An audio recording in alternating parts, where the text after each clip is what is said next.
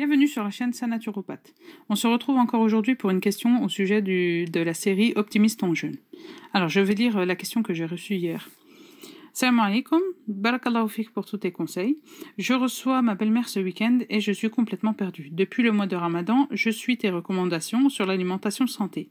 Mais je sais qu'avec ma belle-mère, ce type de menu ne passera jamais. J'ai peur de la fâcher et de m'embrouiller avec mon mari par la même occasion. Que me conseilles-tu?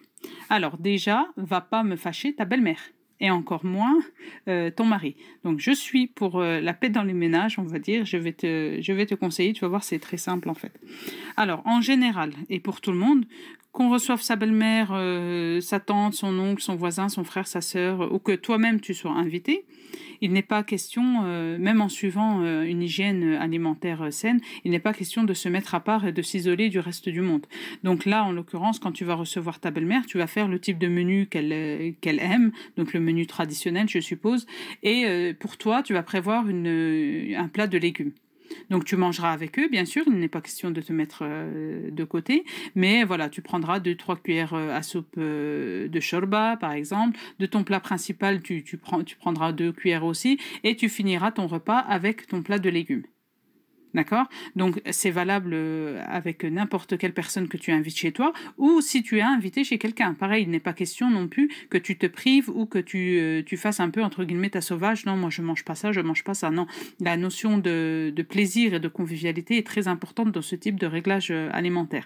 D'accord? Ça veut dire si tu es invité ou tu reçois du monde, tu manges de tout, tu essayes de goûter de tout. Bon, bien sûr, là, pendant Ramadan, s'il y a des fritures, tu essayes de les éviter au maximum.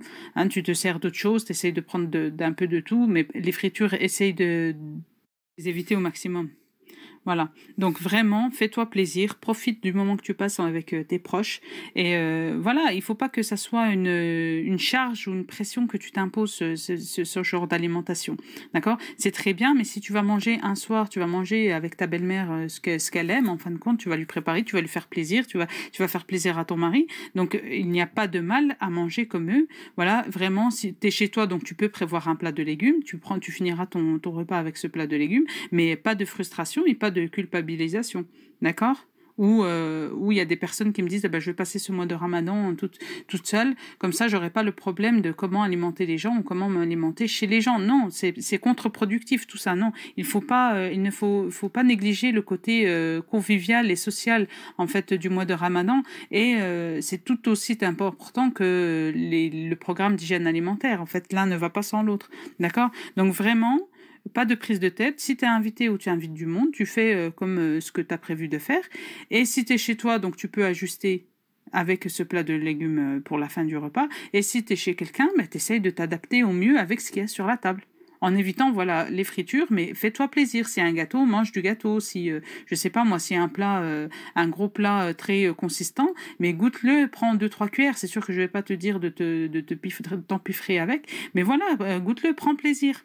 Et tu verras que tu auras plus, ça sera plus goûteux en bouche, ça sera plus parce que justement tu auras adapté ce programme d'hygiène alimentaire et le fait de retrouver ces plats traditionnels, tu les apprécieras encore plus. Donc voilà, donc pas on fâche personne. Le mois de Ramadan et même quand on fait un rééquilibrage alimentaire hors Ramadan ou un régime, un pseudo-régime, eh bien le but c'est surtout on ne fâche personne. On ne vexe personne et on ne s'isole pas du reste du monde. C'est très important pour la continuité des efforts qu'on fait en fin de compte. Voilà, j'espère avoir répondu à la question. Je t'invite à t'abonner à la chaîne si ce n'est pas fait et à partager ce podcast pour qu'il soit utile au maximum. Je te dis à très bientôt pour un nouvel enregistrement.